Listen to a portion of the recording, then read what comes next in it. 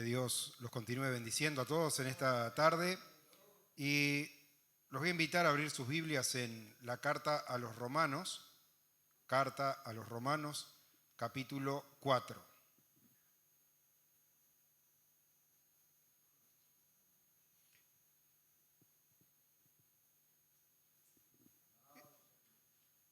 Ya la semana pasada estuvimos meditando, como lo expliqué, a veces no necesariamente lo hacemos en el orden en que la carta está escrita, ya que es importante que nosotros conozcamos el contexto y hacia quiénes va dirigida la escritura para poder entender. Sabe que el apóstol Pablo hace 3 viajes misioneros, con viajes redondos, como le llamamos nosotros hoy en tiempos modernos, es decir, un viaje de ida y de vuelta.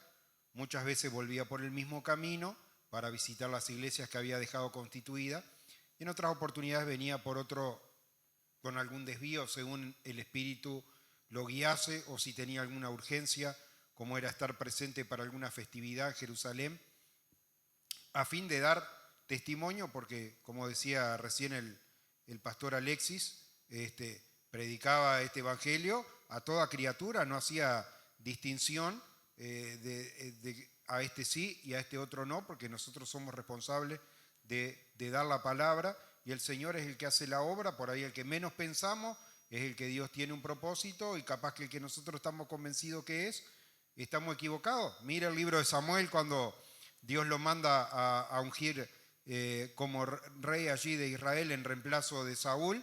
Iba y miraba, dice, debe ser este porque es grande, debe ser este porque es lindo, debe ser este otro porque es alto, ¿no? Y terminó de pasar todo, y el Señor no le mostraba cuál era. Dice, pero Isaí, no me voy a sentar a comer hasta que me digas, ¿tenés algún otro hijo? Porque no hay ninguno de estos acá. Sí, hay uno, dice, pero es el más chico, está en el campo. No, ve a buscarlo, no vamos a sentarnos y no vamos a comer hasta que venga él. No es el que nosotros pensamos a ojo, con quien Dios tiene un propósito, sino el que realmente es llamado de Dios, que fue acerca de lo que estuvimos meditando, acerca de ese llamamiento, de que había llamados, escogidos, predestinados, etc. Y qué difícil que es cuando uno puede planificar las cosas. Si uno planifica y dice, bueno, vamos a estar trayendo la palabra por un año acá en Colonia.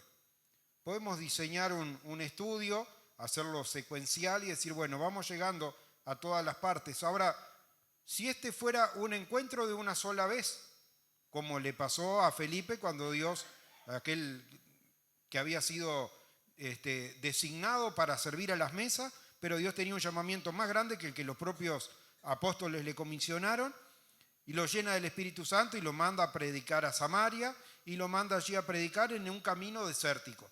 Como yo digo, si nosotros buscamos el éxito, no vamos a ir al desierto, vamos a ir donde hay mucha gente, vamos a ir a un estadio, pero Dios tenía allí una persona. Ahora, aquella persona, Felipe va sin saber cuál era el propósito de Dios, porque Dios no le había revelado el propósito, le había revelado a dónde tenía que ir, pero no le había revelado nada. Y se iría preguntando, cuando me encuentre y con quién me encuentre, ¿qué le voy a predicar? Pero no precisó, hermano, de idearse él mismo por su capacidad, por su astucia de traer una historia, porque cuando se acerca al carruaje, allí aquel extranjero venía leyendo la palabra de Dios. Como cordero fue llevado al matadero y no abrió su boca, y su generación fue cortada. Dice, ¿quién la contará? Mas él herido fue por nuestras rebeliones, molido por nuestros pecados. Y ahí se arrimó y dijo, bueno, esto es lo que Dios tiene para hablar. Y le dice, ¿entiendes lo que lees? Y hermano, todo comienza por teniendo acceso a la palabra de Dios, hermano. Hoy que vivimos en un tiempo más allá de persecución o de lo que usted quiera decir, de que somos privilegiados de contar con el consejo completo, la palabra de Dios, tenerla en nuestras manos, y a veces porque la tenemos siempre, no la valoramos como corresponde, no estudiamos lo suficiente lo que es la palabra de Dios. Y hay una exhortación de Jesús: escudriñad las Escrituras. Escudriñar no es leer, porque uno puede estar leyendo y pensando en otra cosa, en lo que va a comer esta noche, en qué va a hacer mañana. Uno tiene que escudriñar y estar poniéndole mente a esto y pedirle al Espíritu que le esté revelando esas cosas. Dice: escudriñad las Escrituras porque a ustedes les parece que en ellas está la salvación y ellas son las que dan testimonio de mí, dijo Jesús. Ahora, como les explicaba en esta introducción, porque hoy también quiero decirle que el capítulo 4, que nosotros vamos a meditar, un escrito del apóstol Pablo, pero el apóstol Pablo, cuando hizo la carta, no lo dividió en capítulos, en versículos, y no le fue poniendo allí un subtítulo a cada una de las cosas que ponía. Entonces alguien, para simplificarnos la búsqueda, que no tengamos que decir contamos tantas hojas y tantos renglones para abajo, subdividió estas cosas, pero no fue el apóstol Pablo el que le puso el título, porque dice el ejemplo de Abraham. Pero no es solo el ejemplo de Abraham. Si yo tuviera que ponerle un título al capítulo 4, le diría el ejemplo de Abraham y el ejemplo de David. Y vamos a ver por qué, hermano, está este pasaje así explicando un tema de vital importancia, que es acerca de la salvación, que es por gracia. Ahora, como yo le decía, el apóstol Pablo tenía en su corazón el deseo de ir y predicar el evangelio en Roma. Y sin embargo habían pasado varias décadas, usted lo puede ver en Hechos de los Apóstoles, que hace allí los relatos bastante más sintéticos, de que habían pasado varias décadas y sin embargo siempre había surgido un impedimento que no le había sido posible ir. Ayer el pastor Renzo en la iglesia en Juan Lacase contaba acerca ya cuando Pablo es llevado preso a Roma y en medio de uno de esos naufragios se le había aparecido el Señor, le había dicho: tienes que ir a Roma, pero después al poquito tiempo, como hacía tantos días que era tan densa la tempestad que había allí, los huracanes, creo que era el Euroclidón, si no recuerdo mal, el que había azotado en aquella oportunidad, y se pasaron un montón de días que no veíamos el sol, las estrellas, y perdimos toda esperanza. Hasta él había perdido la esperanza de que esa palabra de Dios, que era para su vida, de que era necesario que fuera a predicar a Roma, se cumpliera. Entonces, cuando tuvo la oportunidad y manda una carta, ¿de qué iba a mandar una carta el apóstol Pablo? Hablando de cómo habían sido sus estudios cuando era joven y se radicó en Jerusalén estudiando con Gamaliel, ¿iba a hablar de cosas triviales o le iba a predicar el mensaje de salvación para que aquellas personas a las cuales nunca había logrado verle el rostro pudiesen conocer todo lo necesario para poder alcanzar la salvación y para poder estar tranquilos de que esa salvación es un don de Dios y que no era en base a un mérito humano? Y por eso, hermano, a diferencia tal vez de las predicaciones que hacemos nosotros, porque ciertamente venimos acá y estamos con la expectativa de la próxima reunión, el próximo domingo a las 4 de la tarde, estar acá de nuevo y compartir la palabra. Entonces uno puede decir: bueno, iba a hablar de esto, pero solo traigo la mitad del estudio hoy y la otra mitad el domingo que viene. ¿Por qué? Porque estamos con la esperanza de estar acá el próximo domingo. Pero si fuera la última oportunidad que nosotros tenemos y tuviésemos que ser concretos, y eso, hermano, es lo que el apóstol Pablo trae en esta carta a los romanos. Por eso es una carta tan importante, porque a diferencia de las otras, él no había tenido la oportunidad de ir y predicar personalmente, donde cada uno venía y le estaba planteando sus dudas, sus incertidumbres, las cosas que no entendía de la palabra. Decir: pero ¿cómo en el Antiguo Testamento esto y ahora esto otro? Y allí él podría, a través de las Escrituras, mostrarle ese plan de salvación de Dios, pero con la gente que estaba en Roma era diferente. No había tenido la oportunidad nunca de hablarle y tenía que hablar un mensaje que no era específico. Hay cartas que son a Tito, cartas que son a Timoteo, cartas que son a Filemón, pero esto es una carta para una iglesia que él no conocía y una iglesia que tampoco conocía el mensaje completo de la palabra porque no lo había podido enseñar.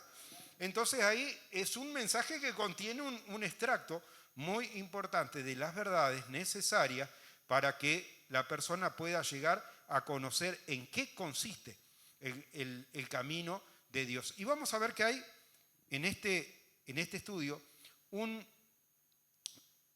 concepto que es clave para que nosotros podamos andar en verdad. Es una pregunta retórica que el apóstol Pablo hace.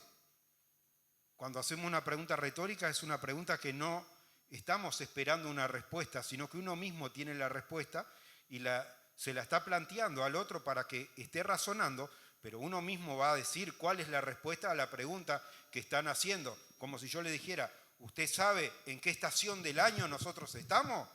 Estamos en invierno, por eso hace frío, no se queje, hermano. ¿Entiende? Eso es una pregunta retórica. Y el apóstol Pablo es una pregunta retórica, pero que no tiene relevancia con el clima, sino que tiene relevancia con dónde nosotros encontramos las verdades que pueden allí darnos seguridad, afianzarnos. Dice, tan segura, dice la carta a los hebreos, como un ancla, dice, que traspasó allí el velo de su carne y está allí prendida al trono de salvación, al trono de gracia, hermano. Así de segura es la salvación. Ahora, como le decía, este pasaje, ¿no?, que lo titularon como el ejemplo de Abraham, yo le digo el ejemplo de Abraham y el ejemplo de David. Y vamos a arrancar a verlo un poquito. Acá vamos a leer 2 versículos para arrancar. Dice, ¿qué pues diremos que halló Abraham, nuestro padre, según la carne? Porque si Abraham fue justificado por las obras, tiene de qué gloriarse, pero no para con Dios. Vamos a leer hasta ahí y vamos a ver un poquito de qué se trata esto. Y le dice a los romanos, nuestro padre Abraham. ¿Por qué, hermano? Porque Dios ya le había revelado a Abraham, cuando Dios lo llamó, le reveló que él sería padre de muchas gentes. ¿Ah? Y hermano, estaba hablando proféticamente acerca de nosotros, que no tenemos vínculos. Si nos hicieran un examen de ADN en cuanto a la carne, seguramente no tenemos ninguna coincidencia con lo que es Abraham, porque genéticamente no descendemos en cuanto a la carne de él, pero sí hay una obra que trasciende la obra terrenal, la obra de la herencia en cuanto a la carne, que es una herencia espiritual, y es ese llamado que nos es común, que le fue dado a él. Ahora, es importante porque que nosotros entendamos estas cosas a la luz de la palabra, porque muchas veces la gente viene y dice, por ejemplo, escuché hace un tiempo, después esa persona que hizo la pregunta vino y me preguntó a mí, dice, a ver, ¿me podés explicar vos? Así tipo Nicodemo, estando oscuro y estando solo, vino y me preguntó, no preguntó delante de los otros, dice, pero yo quiero saber acerca de esto. Entonces le preguntan a una persona que supuestamente era pastor y le dice, mire, yo quiero saber por qué nosotros hacemos la reunión un día domingo y no la hacemos un sábado. Dice, ¿en la Biblia no es el sábado? Dice, no, lo que pasa, le dice el pastor que eso era para otro tiempo. Entonces, no es cuestión de debatir, hermano, porque le explico, como la mujer allí en el pozo de Sicar trajo unas enseñanzas tan claras, Jesús abarcó tanto en un solo encuentro con una mujer pecadora y extranjera, que tenía sed de las cosas de Dios, pero también estaba, ¿sí? A ver, nosotros creemos que es esto, ustedes creen que es de esta otra manera. Siempre ese choque entre yo creo esto, ustedes creen lo otro, nosotros enseñamos esto, ustedes enseñan lo otro, como que somos 2 cuadros distintos. Y le dice, bueno, nosotros, yo hice un estudio que no voy a detenerme hoy acerca de eso, pero allí en el monte Gerizim, que estaba allí cercano a Samaria, era donde se reunían los samaritanos. Y el pueblo de Israel se reunía en Jerusalén. Cuando se habían separado esos 2 gobiernos, todavía la gente, eran 2 países aparte, pero todavía la gente, obedeciendo lo que la ley mandaba, que había mandado en días de Moisés, iban a reunirse a Jerusalén. Dice, no podemos dejar que, por un lado, estamos divididos como países, pero religiosamente somos digamos, como si fuera un virreinato, dependientes de Israel. Entonces instauraron allí un sistema de de adoración en Samaria. Y la mujer le plantea esto, que no lo sorprende a Jesús, era una novedad. No era una novedad, era algo que Jesús sabía. Dice, a ver, dice, ustedes dicen que es en Jerusalén y nuestro Padre dice que es en el monte. ¿Dónde debemos adorar? Y dice, llegará la hora, y ahora es cuando el Padre busca adoradores, verdaderos adoradores que le adoren en espíritu y en verdad. Y si ustedes por un lado no saben, dice, porque la salvación viene en los judíos, pero independientemente de eso, va a llegar la hora, y ya llegó la hora, dice que el Padre busca verdaderos adoradores. No precisa, hermano, tomarse un avión, ir a Jerusalén y reconocer la Vía Cruz, recorrer la Vía Cruz y hacer un montón de cosas porque cercano está. Dice, no digas quién cruzará el mar, quién subirá al cielo, quién descenderá al abismo. Dice la Escritura, porque está cercano. El Señor, hermano, está cercano suyo si usted dispone su corazón. Y entonces, allí una persona que va, pero tampoco, como dice el apóstol Pablo, he rehuido de enseñarle todo el consejo de Dios. Entonces, si bien no vamos a entrar a contender sobre una cosa y la otra, si viene un hermano y me pregunta, pero ¿me puede explicar esto? Yo no puedo decirle, no, ¿sabe lo que pasa? Que eso era para otro tiempo. ¿Qué le quiero decir con esto? También es cualquier momento, nosotros ayer nos reunimos en Juan Lacase, sábado, hoy domingo nos reunimos acá y si mañana tenemos que ir a otro lugar, como no podemos estar en varios lugares a la vez, va a ser otro día, ¿tá? Cualquier día, hermano, que nosotros podamos disponer para hacer la obra de Dios, es un día en el que estamos haciendo la voluntad de Dios. Pero lo que yo quiero resaltar es que las personas, normalmente, como esta mujer samaritana tenía su juicio de que las cosas eran de determinada manera, así muchas personas hoy, no con respecto al día de adoración, eso lo hice como un ejemplo, tienen con respecto a la salvación. Entonces muchas personas tienen el concepto, dice, la salvación ahora no es igual que como era en el Antiguo Testamento. Ese es el concepto que muchas personas tienen.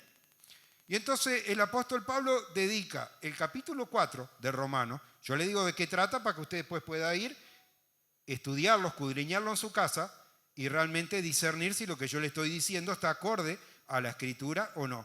Y entonces el apóstol Pablo, que le quiere mostrar que la salvación siempre fue y ha sido por gracia y como un don de Dios, viene y le presenta dos ejemplos diferentes y los dos ejemplos los presenta en dos momentos diferentes históricos para lo que llega a ser el pueblo de Dios. Y digo el pueblo de Dios porque Abraham el arameo.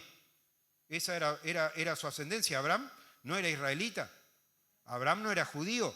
Abraham, Isaac, Jacob, que Dios le cambia el nombre a Israel. Israel tiene 12 hijos, uno se llamaba Judá y los descendientes de Judá son judíos. Así que Abraham no era judío.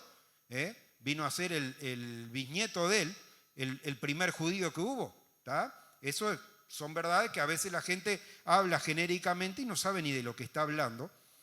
Y por eso le quiero explicar esto. Y cuando el apóstol Pablo quiere presentarle esta verdad a una iglesia en la que no sabía si iba a tener la oportunidad de predicarle presencialmente, pero que era importante que supiera estas cosas, le dice, yo le voy a dar la clave para que usted pueda estudiar y pueda conocer cuál es la verdad. Porque sin duda va a venir gente y lo va a tratar de marear y va a tratar de confundir, porque usted viene y planta la buena semilla, como enseña la parábola del trigo y la cizaña, y viene el enemigo de noche, escondido, y planta la cizaña. Y la cizaña se parece al trigo, pero no es trigo.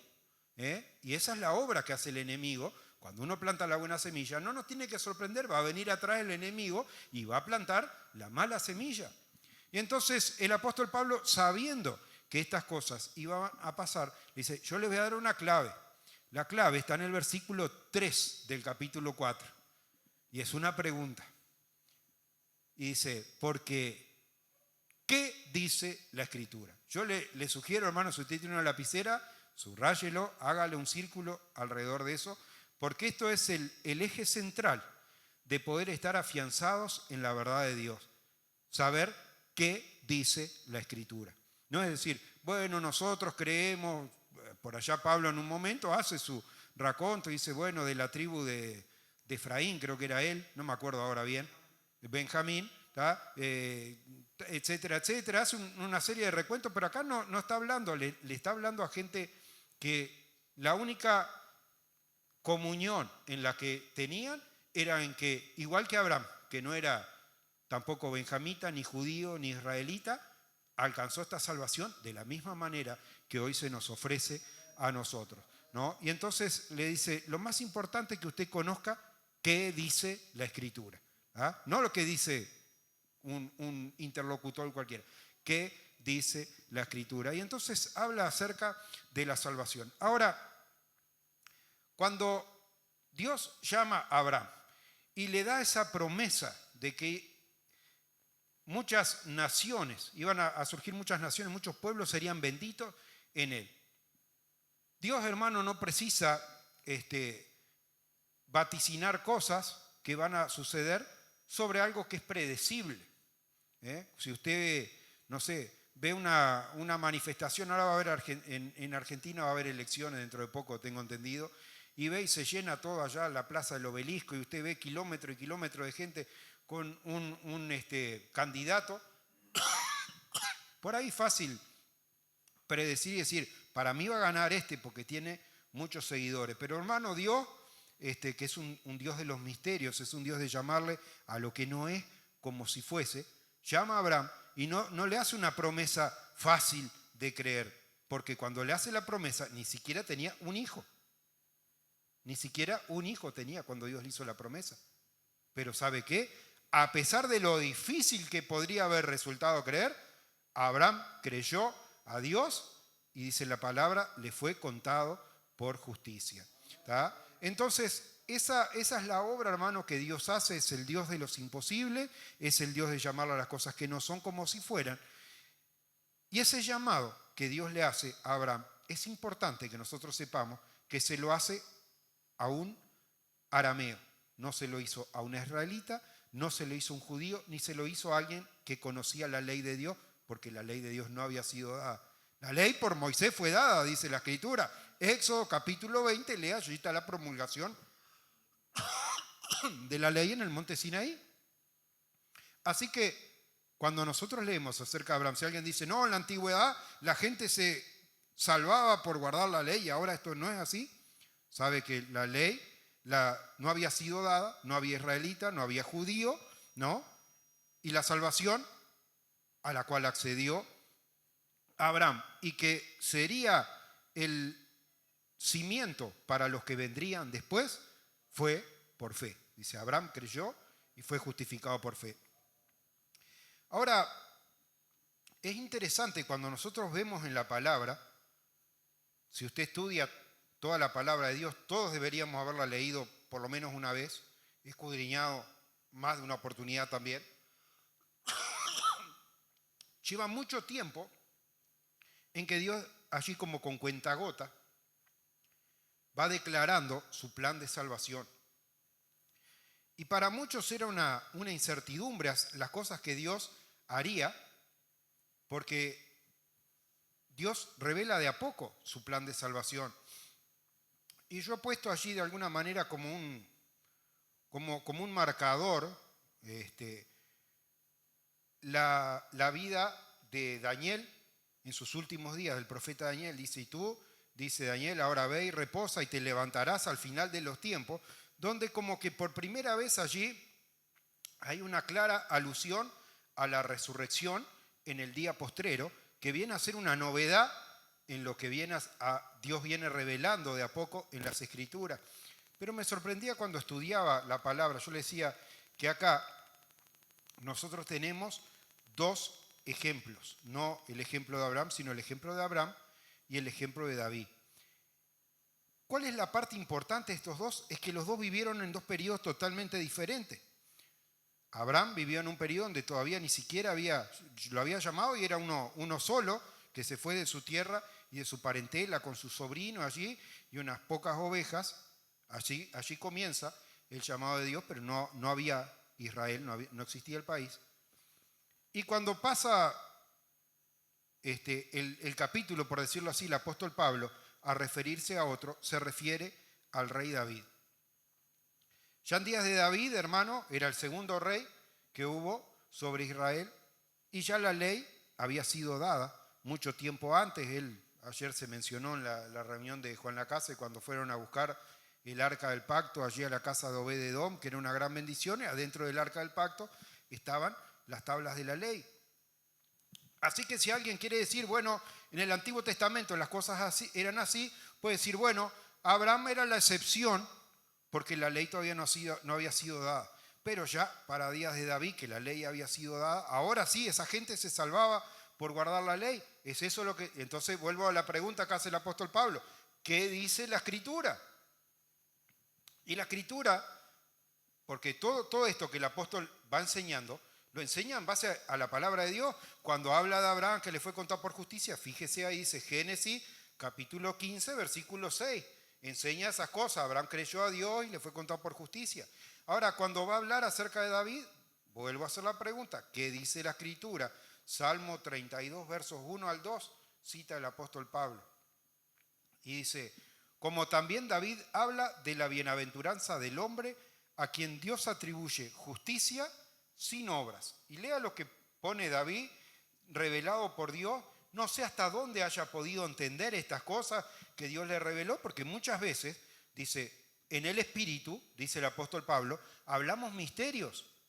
Y muchas veces en el Espíritu Dios lo inspira para escribir aquellos salmos, pero hasta dónde pudo comprender en su totalidad lo que Dios le estaba revelando. Y sin embargo escribe, bienaventurados aquellos cuyas iniquidades son perdonados y cuyos pecados son cubiertos.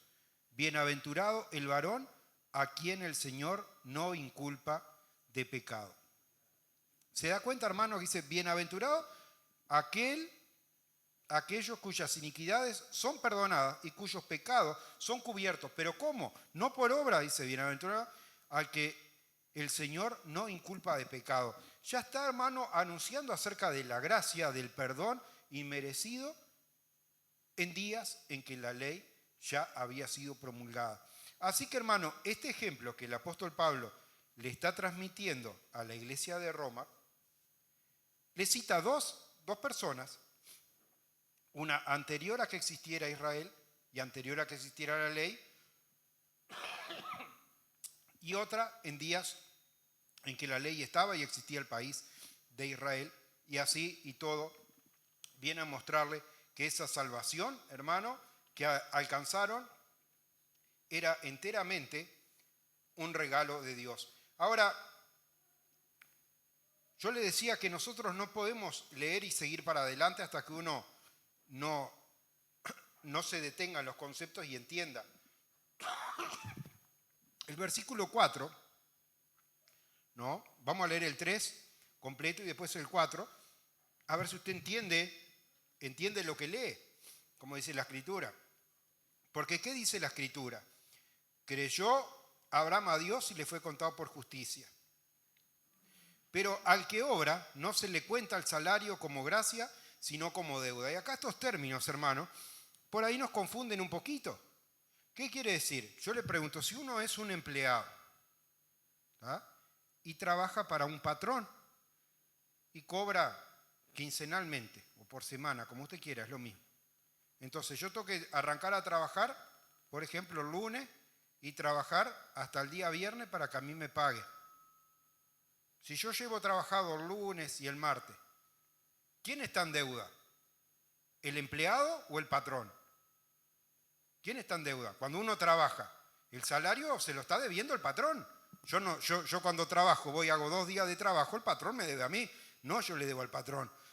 Y por eso le está diciendo acá el apóstol Pablo, en este ejemplo, que aunque con los hombres las cosas sean así, con Dios no es así. No es que nosotros decimos, bueno, yo hago mi trabajo es portarme bien, mi trabajo es no mentir, mi trabajo es hacer ciertas cosas de tal y tal manera, y ahora el Señor está en deuda conmigo, y como el Señor me debe, me va a pagar. Dice, esto no es así, dice el apóstol Pablo. Dice, si las cosas fueran así, dice, uno tendría para gloriarse, uno podría, como cuando hacen un reconocimiento, llaman a una empresa y dice, bueno, vamos a dar los premios acá al gerente y al encargado de marketing y todo lo demás.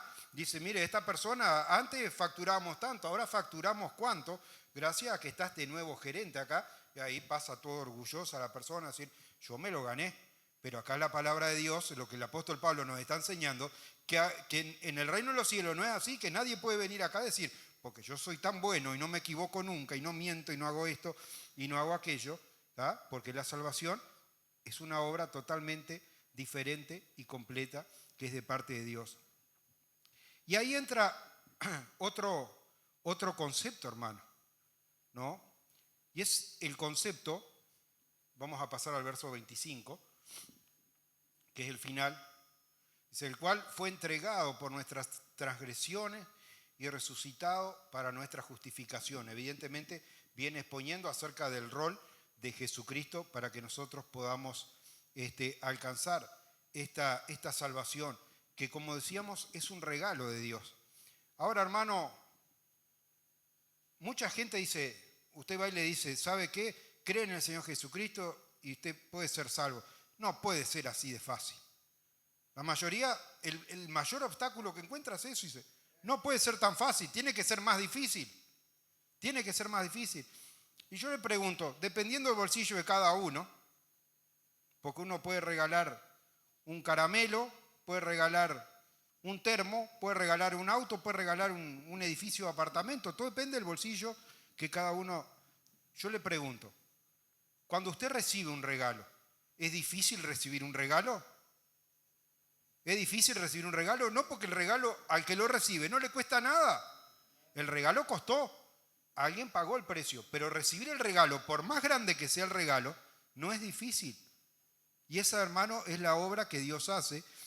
Dios, a través de Jesucristo, que viene y deja su lugar de gloria y de honra y de honor y de estar sentado y formar parte de la divinidad allí, a asumir la forma humana allí y pasar 1000 peripecias y cargar todo el peso del pecado sobre sus hombros, como Él lo cargó allí en la cruz. Lo que Jesús allí llevaba no era el peso de los 40 o 50 kilos que podía haber pesado la cruz de madera, o el árbol, como de tree, dice algunas versiones de la Biblia, no era lo que pesaba la madera, era el peso del pecado, hermano, que cargó sobre sí, como lo enseña la Escritura en el libro de los profetas, hermano.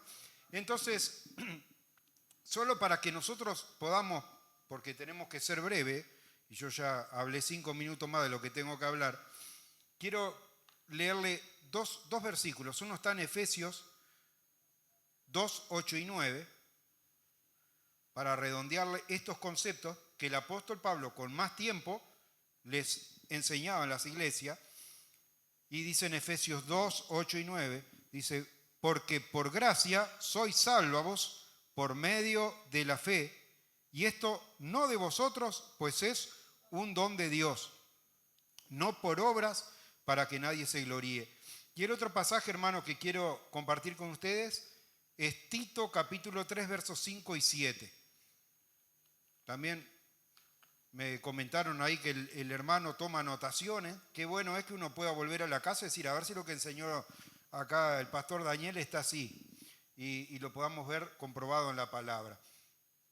Tito 3, versos 5 y 7. Nos salvó, no por obra de justicia que nosotros hubiéramos hecho, sino por su misericordia, por el lavamiento de la regeneración y por la renovación en el Espíritu Santo, el cual derramó en nosotros abundantemente por medio de Jesucristo nuestro Salvador.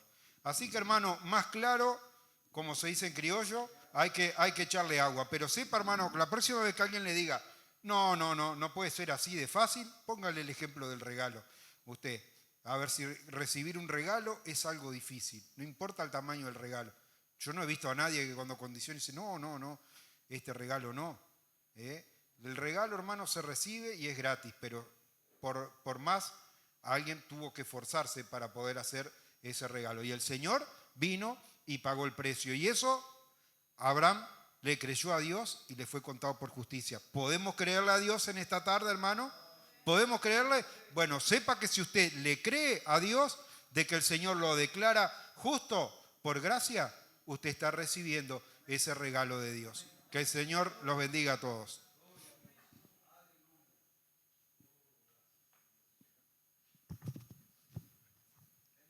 Enseguida preparen para la alabanza. Yo quería hacerles una pregunta. Yo quisiera saber, ¿alguno de ustedes escuchó alguna vez el cuento de Caperucita Roja? Levante la mano los que han escuchado el cuento de Caperucita Roja. El que hace el cuento de Caperucita Roja, ¿sabe cómo termina? Le dice a los niños: ¿querés que te lo cuente otra vez? ¿Sí o no? Sabe que, a diferencia, porque tal vez alguno se pregunta, ¿por qué está acá? ¿Es lo mismo estar acá que en cualquier otro lado? Sabe que yo escucho muchísimos mensajes. Yo dedico todo mi tiempo del día a las cosas espirituales, nada más.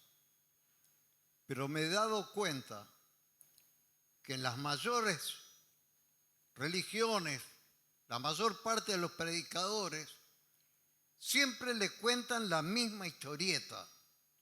Repiten y repiten, a veces en una misma predicación, repiten las mismas cosas. Varias veces. Hacen predicaciones largas, repitiendo lo mismo. Y después vienen a la semana siguiente y le predican lo mismo. Acá usted va a notar la diferencia y la está apreciando con estos estudios. Acá, como dicen los agricultores que clavan la reja, dice acá cala hondo. Acá nosotros tenemos que aprender profundamente estas cosas porque son cosas que tienen que ver con un plan de Dios que nos lleva a la eternidad. Por eso usted podrá estar apreciando, como dice Pedro, el apóstol Pedro, y hablando de Pablo, dice, escribió cosas difíciles de entender. Tal vez no todos comprendan profundamente un mensaje como este. Yo me gozo en este mensaje, me bendice este mensaje, porque testifica de una profunda verdad que se refiere a lo concerniente a la seguridad de la salvación que tenemos en Cristo Jesús. Amén. Y le voy a decir algo, aunque usted tal vez no lo haya pensado, pero la mayor parte de las religiones nunca le van a predicar acerca de la seguridad de la salvación. ¿Por qué? Porque creen que hay que ganarla, que hay que portarse bien. Y la salvación, como lo explicó Daniel, es un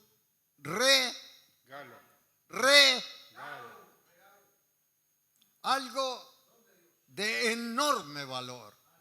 Por eso quise hacer esta acotación muy breve, para que usted entienda y usted mismo testifique a otros, los que recién han llegado a esta casa. Lo explico especialmente por eso, y aún por el propio pastor Alexis, que intenté proclamar esas verdades cuando estuvimos con mi esposa en el viaje a Cuba, acerca de la seguridad de la salvación, porque las recibimos por fe como un regalo. Pero él lo dijo, y muchos no creen que es un regalo, algo tan simple. Por eso es que nosotros hacemos énfasis en esto y le pedimos que usted dé testimonio a otro. Encontré el tesoro. Encontré el tesoro. Amén. Gloria a Dios.